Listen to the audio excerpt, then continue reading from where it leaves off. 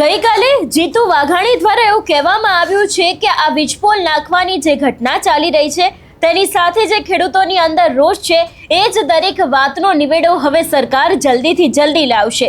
અને બીજી બાજુ આજે મોરબીની અંદર આંદોલન છે, પ્રતિક ઉપવાસ છે તે શરૂ થયા છે, ત્યારે આ જ વાતને લઈને એક બાદ એક ખેડૂતો છે એ લોકો સરકારની સામે એટલા બધા રોષે ભરાયા છે કે જેની કોઈ વાત જ ન પૂછશો। એક તરફ ક્યાંક ત્યાંના સ્થાનિક ધારાસભ્ય કાંતિ અમૃતિયાને લઈને રોષ છે, તો બીજી બાજુ કૃષિ મંત્રી બોલીને જતા રહે છે પણ કશું જ કામ કરતા નથી એવી વાત પણ કરવામાં આવી રહી છે। આખો આ મામલો શું છે, કયા ખેડૂત આગેવાન મેદાને આવ્યા છે તેની વાત આ વિડીયોમાં। નમસ્કાર, હું હંસિની અને તમે જોઈ રહ્યા છો નિર્ભય ન્યૂઝ। મોરબીમાં અત્યારે હાલ ખેડૂતો છે એ લોકો ઉપવાસ પર ઉતર્યા છે પોતાની માંગણીઓની સાથે। મોરબીના જેતપરની અંદર જે રીતે આપણે જોયું હતું કે મહિલાઓ ઉપર લાઠીચાર્જ કરવામાં આવ્યો હતો, બીજી બાજુ ક્યાંક ખેડૂતોની જે માંગણી છે, જે તેમને વળતર જોઈએ છે એ વળતર ચૂકવવામાં નથી આવતું અને કાંતિ અમૃતિયાના ભાઈ પોતે પણ આ મામલે મેદાને છે।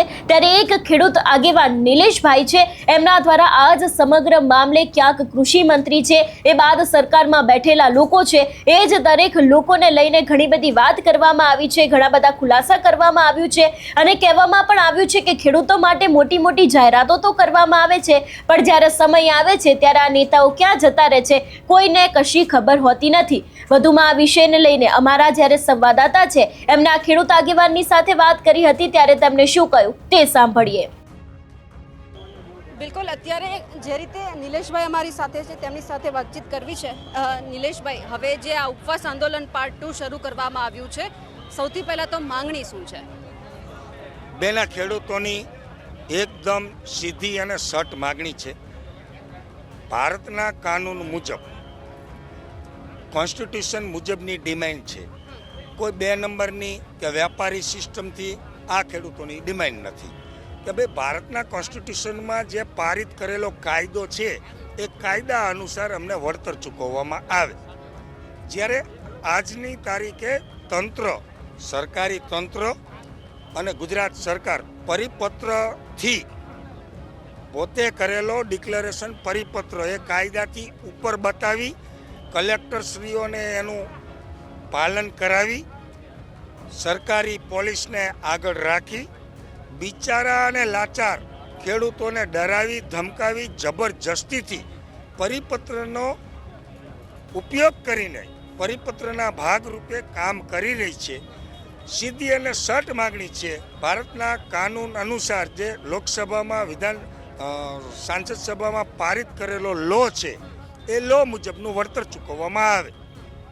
ખેડૂતોની માંગ એવી પણ છે કે જો વળતર ના આપવામાં આવે તો કંઈ નહીં, પણ મહિના દીઠ એમને ભાડું આપવામાં આવે, કોઈ નક્કી કરવામાં આવ્યું છે કે કંપની પાસે કેટલી માંગ કરવામાં આવી છે? બેન, કંપનીએ કોઈ સાથે વાટાઘાટ નથી કરી, તંત્રએ વાટાઘાટ નથી કરી, સરકારે વાટાઘાટ નથી કરી। મારી દ્રષ્ટિએ એના માટે એક ચર્ચા માટે, ડિસ્કટ માટે, આર્ગ્યુમેન્ટ માટેનું પ્લેટફોર્મ હોવું જોઈએ સરકાર તરફથી। આજે 15 દિવસથી ખેડૂત બિચારો ધરણા ધરે છે, પોતાની માલિકીના ખેતરમાં વિરોધ પ્રદર્શન કરવા, પ્રોટેક્શન કરવા જાય છે। આજે હું 15 દિવસથી અહીંયા ઓન ગ્રાઉન્ડ છું તો માતાઓ, બહેનો, દીકરીઓ ઉપર લાઠીચાર્જ થાય છે, બહેનોને આઈસીયુમાં દાખલ કરી છે, 8 નંબર હાઈવે બ્લોક કર્યો છે। આપની ચેનલોના માધ્યમથી આપણે પૂરા ગુજરાતમાં તમે બતાવેલું છે। તો હું એટલો જ કહીશ કે તંત્રએ એના માટે પ્લેટફોર્મ રાખવું જોઈએ, ખેડૂત આગેવાનોની સાથે પરામર્શ કરવી જોઈએ અને આમાંથી યોગ્ય ઉકેલ લાવવો જોઈએ। પરંતુ ક્યાંક ને ક્યાંક આ ડબલ એન્જિનની સરકાર એમાં નિષ્ફળ છે। ગાંધીનગર સુધી જવાની વાત હતી, તમામ ખેડૂતોએ મહેનત પણ કરી, પરંતુ જે રીતે કોંગ્રેસ દ્વારા સભાનું આયોજન કરવામાં આવ્યું, ખેડૂતમાં 2 ભાગલા થઈ ગયા, ક્યાંક એવું ના લાગ્યું કે કોઈકે પોતાનો લાભ લેવા માટે આ કર્યું હોય? જો ગાંધીનગર એમને જવું જ હતું તો ખેડૂતોએ મહેનત કરી હોત તો એમને લઈ જવામાં આવત। એટલા માટે જ બેન આ બેનરમાં બોર્ડ મારેલું છે। આપ મીડિયા મિત્રને હું કહેવા માંગીશ, કેમેરાને, કે આપ લાઈવમાં લઈ લેજો, ડબિંગમાં, રેકોર્ડિંગમાં। આજ સુધીના 1947થી જ્યારથી આપણો દેશ ઇન્ડિપેન્ડન્સ થયો છે ત્યારથી આજ સુધી ખેડૂતનો નેતા બિન રાજકીય કે જેના ઉપર કોઈ દાગ ન હોય, જેની કોઈ રિક્વાયરમેન્ટ ન હોય, એવા કોઈ આગેવાન આજ સુધીમાં ખેડૂત સાથે કોઈ છે જ નહીં। કારણ કે બધા પોતાનો લોભ, લાલચ અને પ્રલોભન માટે જ આવે છે। જે ગાંધીનગરની વાત હતી એ વાત ઉપર આપણે આવીએ તો સીધી અને સટ વાત છે કે આ ભોળા ખેડૂતોને ગાંધીનગરનું અલ્ટિમેટમના સપના બતાવી અને લઈ જવામાં આવ્યા. રસ્તામાં જે આગેવાનો હતા એને ખબર હતી કે આપણને ગાંધીનગરની પરમિશન નથી, સરકાર આવવા દેવાની નથી, તો ભોળા ખેડૂતોને પોતાની પાર્ટીઓના પ્રચાર માધ્યમ માટે કે પોતાના પાર્ટીના પ્રચાર માટે સભાના રૂપે અહીંયા ડાયવર્ટ કરવામાં આવ્યા. પરંતુ અમારા ખેડૂતો કોઈ રાજકીય નેજા નીચે આંદોલન કરવા માગતા નથી, રાજકીય નેજા નીચે રિક્વાયરમેન્ટ નથી. ફક્ત ખેડૂતોની લાગણી છે, ખેડૂતોની માગણી છે અને ખેડૂતો એક છે. આપ મોરબી જિલ્લાના ખેડૂતો જોઈ શકો છો અને એનો ચમત્કાર આવનારા સમયમાં સરકારને ખેડૂતની એકતા શું કહેવાય, ખેડૂતનું સંગઠન શું કહેવાય, ખેડૂતનું યુનિયન શું કહેવાય એ આવનારા સમયમાં બતાવી દેશું. કેટલા લોકો આ ઉપવાસમાં બેઠા છે? આજે આમરણાંત ઉપવાસમાં 5 લોકો બેઠા છે અને હજારો લોકો પ્રતિક ઉપવાસમાં સમર્થનમાં છે. મોરબી જિલ્લાના સમસ્ત ગામડામાંથી આવેલા છે. આવનારા સમયમાં આમરણાંત ઉપવાસની પણ સંખ્યા વધશે અને પ્રતિક ઉપવાસની પણ સંખ્યા વધશે. જેમ જેમ આમાંથી કોઈ એન્જર્ડ થશે, કોઈ મેડિકલ ઇસ્યુ થશે તો આમાંથી સંખ્યા ઘટશે, એવી રીતે ખેડૂતોની સંખ્યા પણ વધશે. જીતુ વાઘાણીએ એવું કીધું છે કે આ બાબતે અમે વિચાર કરી રહ્યા છીએ. શું લાગે છે કે કઈ આવશે નિર્ણય કે ખાલી સરકાર છે હર વખતની જેમ વાત કરીને પછી જતી રહેશે? બેન, આપે જોયું છે 2001થી આ સરકારે ક્યારેય ખેડૂતના હિતની વાત નથી કરી. 2000 રૂપિયા ખેડૂતને આપી, ડબલ આવકના સપના બતાવી, 4 ગણી આવકના સપના બતાવી.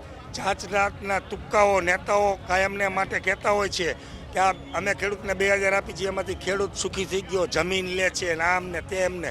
મજા આવે એવા. જો સનાતન સત્ય વાત કરીએ તો 4 ભણેલા, 6 ભણેલા અને 8 ભણેલા અભણ નેતાઓ મજા આવે એવા નિવેદનો આપી અને આ ભોળા ખેડૂતોને ભોળવી અને મુંગેરી લાલ કે હસીન સપને બતાવી અને વયા જાય છે. કાંઈ જ કરવાના નથી. આ બધા ચાવીવાળા ડુગડુગિયા છે. મજા આવે એવા નિવેદનો આપે છે.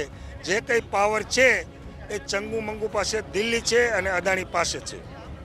શું લાગે છે કે સરકારે આમાં કેવા પ્રકારનો નિર્ણય કરવો જોઈએ? કારણ કે અવારનવાર એવું સાંભળ્યું છે. હજુ ગઈકાલની એક પ્રેસ કોન્ફરન્સ છે જીતુ વાઘાણીની, ઉદ્યોગ બાબતે કરવામાં આવી, ખેડૂત બાબતે તો બોલવા તૈયાર નથી. પત્રકાર સવાલ કરે ત્યારે માંડ જવાબ આપે છે કે હજુ એમને વિદેશથી ઉદ્યોગ અહીંયા લઈ આવવા છે. જે ખેડૂત માટે જે મહેનત કરવાની એ તો સરકાર કરતી નથી. બેન, આપણા દેશને ખેતી પ્રધાન દેશ ખાલી કહેવામાં આવે છે. ઓલરેડી આ લોકોએ રહેવા દીધો નથી. આ બધાને કરોડોની જમીનના માલિકને આજે બિચારોને ગરીબ કરી નાખ્યો છે. તમે જુઓ છો તાનાશાહી, હિટલર શાહી, પણ એ શાહીને, અંગ્રેજ શાહીને પણ આ શરમાવે એવી આજે પરિસ્થિતિનું નિર્માણ છે. જે બાપ દાદાની વારસાગત અગાઢ જમીન છે, આજે 5 પેઢીઓથી જે હક ધરાવે છે, કબજો ધરાવે છે, જે ભારતના સંવિધાનમાં એની પાસે અગાઢ દસ્તાવેજ છે, એ દસ્તાવેજની જમીન ઉપર, બાપ દાદાની માલિકીની જમીન ઉપર પ્રાઇવેટ કંપનીઓના થાંભલા વટથી અને રૂઆબથી અને લાઠીચાર્જ કરીને ખોલાય છે. જો સરકારની યોજના હોય, સરકારની વીજલાઈન નખાતી હોય તો આ ખેડૂત હોંશે આપવા તૈયાર છે. આ તમે જુઓ કેનાલ, ભારતની અંદર અનેક કેનાલોના કામ થયા છે. ક્યાંય કોઈ દિવસ ખેડૂતે વિરોધ નથી કર્યો. અનેક હાઈવે નીકળ્યા છે, કોઈ દિવસ કોઈ ખેડૂતે વિરોધ નથી કર્યો. અનેક સરકારી યોજનાઓ નીકળી છે, કોઈ દિવસ કોઈ ખેડૂતે વિરોધ નથી કર્યો. શું કામ? રાષ્ટ્રનો વિકાસ થતો હોય, દેશનો વિકાસ થતો હોય, રાજ્યનો વિકાસ થતો હોય, એમાં હંમેશને માટે ખેડૂતનો સહયોગ હોય છે. કારણ કે આ ખેડૂતને ખબર છે કે રાષ્ટ્રનો વિકાસ થશે તો જ આપણો વિકાસ થશે. પણ આ તો અદાણીના થાંભલા છે. એની માં કરિયાવરમાં નથી લઈ આ જમીન. આ અમારા બાપની છે, આ વિરાસત છે, અમારી વારસાગત છે. આ અદાણીના બાપની જમીન નથી. અહીંયા રોજી પોલીસવાળા નથી બેસાડવાનો. અત્યારે ચાર્જેબલ પોલીસ લાવીને બેસાડે છે પગારદાર. વીજ થાંભલા ઊભા કરી નાખશે, એમાંથી લાઇટ પાસ કરી નાખશે. થાંભલા તો અમારા જ ખેતરમાં રહેવાના છે ને. અમે ખેડૂતના દીકરા છીએ, ખમીર વંતા છીએ, ગાંડા બાવર મૂડિયા હોતા ઉખાડી નાખી દેવા વાળા છીએ. આ અદાણી તો અમારી મેં નાનકડું છે, આવડોક છે, મૂડિયા હોતો કાઢીને નાખી દઈશું. એને ભલે ને મોદી હારે હારા સંબંધ હોય, હા, ખેડૂત હારે હારા સંબંધ નહીં રાખે, એની માંગણીઓ પૂરી નહીં કરે ને, અમે અદાણીને અડી જઈશું. એને કલ્પના નથી કરી કે આ ખેડૂત શું કરી શકે. સમય આવશે, બધું કરીને બતાવશું. સરકારને જે કરવું હોય કાયદા અનુસાર એ કાયદાનું કામ કરશે. ખેડૂતનું કામ કરશે. અમે તો અબણ અબૂડને ધરતી ચીરીને માના પેટમાંથી કણમાંથી મણ પેદા કરનાર ખેડૂત છીએ. અમને ક્યાં કંઈ ખબર પડે છે? અમે તો ખરપિયાવાળા છીએ, દંતારીવાળા છીએ, રાતે સિંહ અને રોજડાના ટોવાને બથોબથ આવવાવાળા છીએ. અમે તો એના વંશજો છીએ. જરૂર પડશે તો ચમત્કાર વગર નમસ્કાર નહીં થાય તો સરદારશાહી કરશું. કેટલી લાઈન પસાર થાય છે મોરબીમાંથી? મોરબી જિલ્લામાંથી હાલમાં 3 લાઈનો પસાર થાય છે. એક અદાણીની થાય છે, એક રિલાયન્સની થાય છે અને એક સરકાર અને કંપનીઓની કોમ્પ્રોમાઇઝ કરેલી એટલે કે કોર્ડિનેશન કરેલી કોલિબ્રેશન લાઈન ગ્રીડ લાઈન નીકળે છે 800 કેવીની. 3 લાઈન નીકળે છે એટલે 3 લાઈન મોરબી જિલ્લામાંથી પસાર થાય છે અને આવનારા સમયમાં બીજી પણ લાઈનો આવવાની છે. તો અમારો ફક્ત ને ફક્ત આ થાંભલાનો કે જેતપુરનો મુદ્દો નથી. અમારો પ્રશ્ન આખા ગુજરાતના ખેડૂતોનો છે કે ભાઈ ખેડૂતોની પરમિશન એની સંમતિ વગર આ કાર્યક્રમ ન થાય એવું ભારતનું કોન્સ્ટિટ્યુશન કહે છે, કાયદો કહે છે. તો તમે કાયદાના બાપ છો, કાયદા ઉપર છો, તો પછી કોર્ટો તમે કબજે કરી લ્યો, કોર્ટમાં અદાણીના માણસો બેસાડી દો. જજની શું જરૂર છે? કાયદાની શું જરૂર છે? લોકસભાની શું જરૂર છે? વિધાનસભાની શું જરૂર છે? સંસદ સભાની શું જરૂર છે? આ ધારાસભ્યની શું જરૂર છે? સંસદ સભ્યોની શું જરૂર છે? ત્યાં બધા અદાણીના ટાઈ પહેરેલા બેસાડી દો ને ભણેલા ગણેલા માણસો. આ 4.5 ભણેલા ઘૂઘાને શું કામ હાંચવો છો? એને પગાર ચૂકવો છો એ તો અમારા ટેક્સમાંથી ચૂકવવાનો છે ને.